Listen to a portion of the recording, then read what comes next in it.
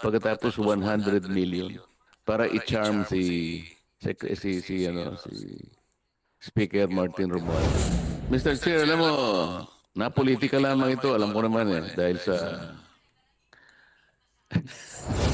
Our hands have been tied for quite some time, but we have sought to fight as hard as we can for the success of Philippine tourism. The promotions budgets of our ASEAN neighbors, and I cede the floor to Yusek Verna Buensuceso to present the comparative numbers. Hindi, pakisabi nyo lang kung masyad tayong malayo. Malayong malayo po, Senator. Salamat po. Kasi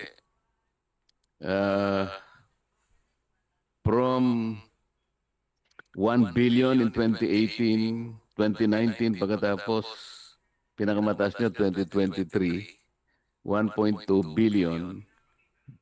Pagkatapos biglang bumagsak sa 200 million. Then 100 million in 2025. Fortunately, sa NEP, nakikita namin parang itataas nila sa 450-something million. Paano kayo makakalaban nito, madam? Kasi parang sa digmaan lang ito if you are not complete with ammunition. How do you think you are able to survive the battle we call tourism? We have nothing but a plastic bullet, Senator. That's not good enough, Madam Secretary.